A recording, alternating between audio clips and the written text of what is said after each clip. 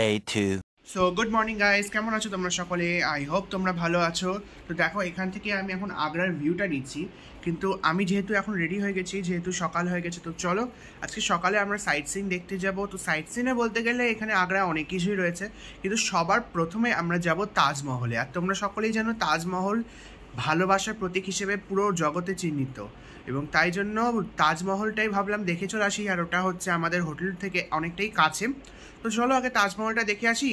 আর তাছাড়া আগ্রা ফোর্ট রয়েছে, আর ফতেপুর সিক্রি রয়েছে, ওগুলো সব দেখি কবে প্ল্যান হয়েছে।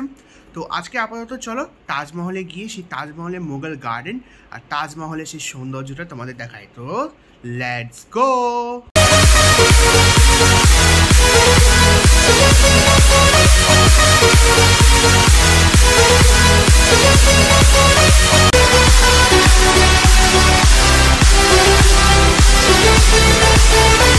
সো গাইস, তখন চটপট করে আমরা ব্রেকফাস্টটা করে নেবো, তার কারণ ব্রেকফাস্ট করে চটপট বেরাতে হবে, তা না হলে আমাদের গাড়ি লেট হয়ে যাবে আর প্রত্যেকটা সাইড সিনে আমাদের প্রচণ্ড লেট হবে। তো চলো লেটস গো।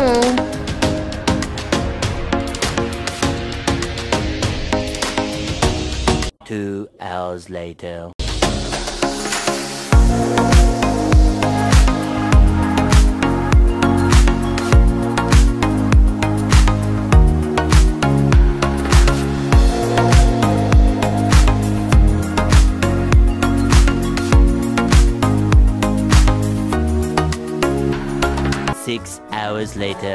সো গাইস, তো আমরা চলে এসেছি আগ্রা ফোর্ট। আর তোমরা সকলেই জানো যে আগ্রা ফোর্ট সব থেকে ফেমাস, মানে আগ্রার মধ্যে।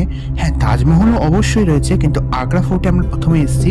তো চলো ভেতরে গিয়ে আগ্রা ফোর্টটা এক্সপ্লোর করা যাক। সো গাইস, তো এবার আমরা পৌঁছে যাচ্ছি ইতিহাসের পাতার পিছনে, অনেকটা দূরে চলে যাই যখন এই মোগল সাম্রাজ্য শুরু হয়েছিল। তোমরা সকলেই জানো ইতিহাসের পাতায় লেখা আছে মোগলরা আমাদের এই ভারতবর্ষে প্রায় 350 বছর শাসন করেছিল। মোগল সম্রাটের অনেকগুলো নাম রয়েছে, যেখানে তোমরা সকলে এই নামগুলো থেকে পরিচিত, যেমন বাবর, হুমায়ুন, আকবর, জাহাঙ্গীর, শাহজাহান, ঔরঙ্গজেব এবং আরও অনেক কয়টি বংশধর ছিল, যার মধ্যে একদম শেষ বংশধর ছিল আমাদের শেষ বাহাদুর শাহ জফর। এখানে ঢুকতেই তোমরা দেখতে পাবে যে এখানে অনেক বড় বড় নলি আছে, যেই নলির ভেতর দিয়ে গরম তেল বা গরম গরম জল শত্রুপক্ষের উপর ছিটিয়ে দেওয়া হয়, যাতে তারা কোনো মতেই মোগলের ভেতরে ঢুকতে পারে। এমনকি এর উপরে তোমরা দেখতে পাবে বড় বড় দেওয়াল করা আছে, যাতে কোনো মতে শত্রুপক্ষ মোগলের ভেতরে আক্রমণ করতে না পারে।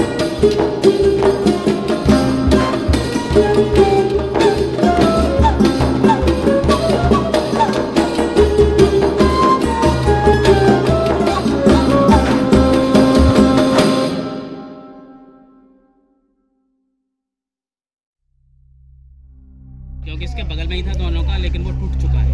अच्छा। और आप देखो ऊपर से उस टाइम में कैसे मुगल आर्मी इसका डिफेंस करती थी। हाँ हाँ हाँ। में देखो पूरा आर्मी इसका डिफेंस करती थी। उस टाइम में यहाँ से 70 से 80 हज़ार मुगल आर्मी रहती थी। 80? यस, एक तरीका से समझ लो एक ये उस टाइम का एक स्टेट था। अच्छा। इतने लोग रहते थे।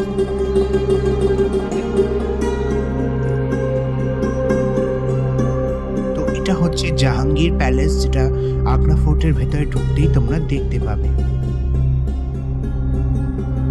সো গাইস, তোমরা সকলেই জানো যে মুঘল সম্রাটের চতুর্থ সম্রাট জাহাঙ্গীর সে খুব মদ্যপান করতো, এবং সে নিজের স্ত্রীদের বাদ দিয়ে, অর্থাৎ নিজের বেগমদের বাদ দিয়ে অনেক সময় দাসীদের সাথেই এই মহলে নিজের সময় কাটাতো, এবং তার সাথে সাথে এখানে তার ওয়াইফরা কিন্তু কোনোদিন আসতে পারতো না।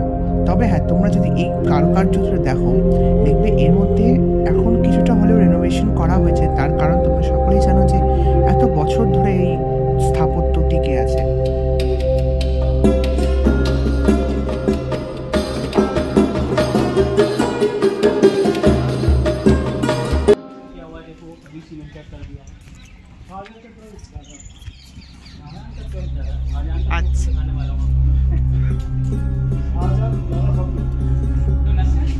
ये पूरा बनवाया था साजा, जितना भी वाइट मार्बल का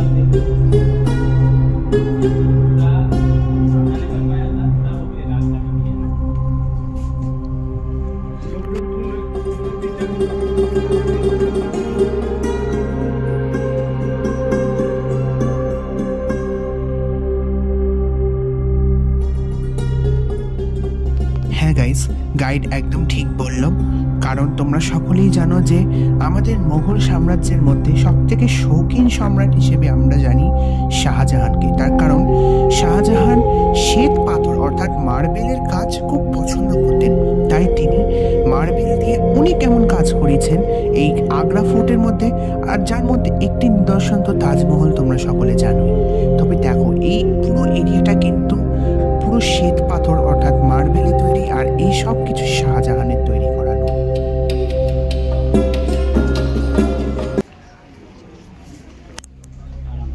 यहाँ पर पहली जो सेकंड डॉटर रहती थी उनका उस टाइम ये जो पैलेस है ना पूरा डेकोरेट किया हुआ था सोने से चांदी उसके बाद अंग्रेज लोग आए पूरा निकाल आज भी हमारी दुनिया का सबसे महंगा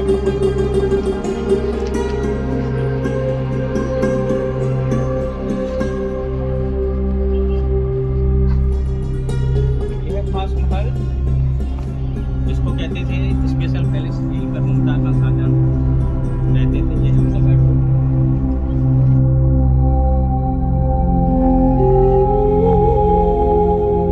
আর গাইস তোমরা সকলেই জানো যে আগেকার সময় কোনো ইলেকট্রিসিটি ছিল না, তাই এখানে পুরো ঘরটাতে একদম সোনা মণিমুক্ত এবং হিরে জহরত দিয়ে সাজানো থাকতো। এমনকি শোনা যায় এর ভিতরে একটা ঝাড়বাতিও ছিল যেটা পুরো হিরে জহরত দিয়ে ভর্তি ছিল, এবং চাঁদের আলোয় এই ঘরটা ঝলমল করত।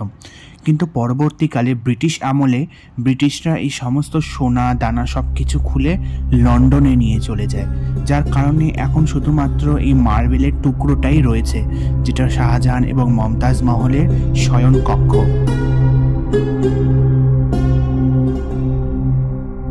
আর গাইস তোমরা এই শয়ন কক্ষের ঘর থেকেই তোমরা দেখতে পারবে একদম পাশেই রয়েছে তাজমহল। তো এটা দেখে বলো তোমাদের কেমন লাগবে।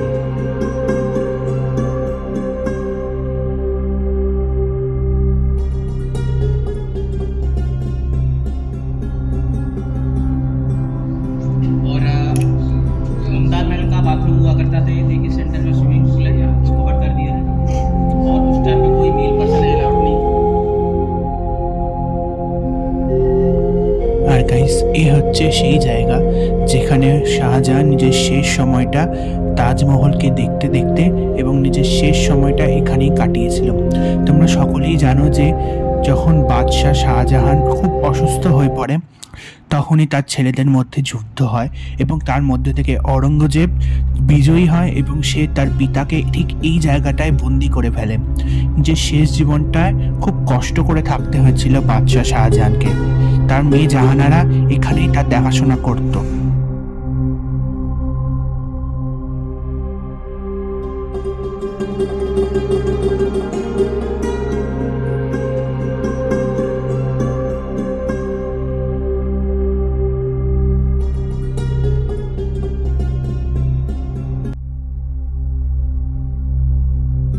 সো গাইস এটা হচ্ছে দিওয়ানে আম, মানে যেটাকে বলা হয় হল অফ কমন পিপল।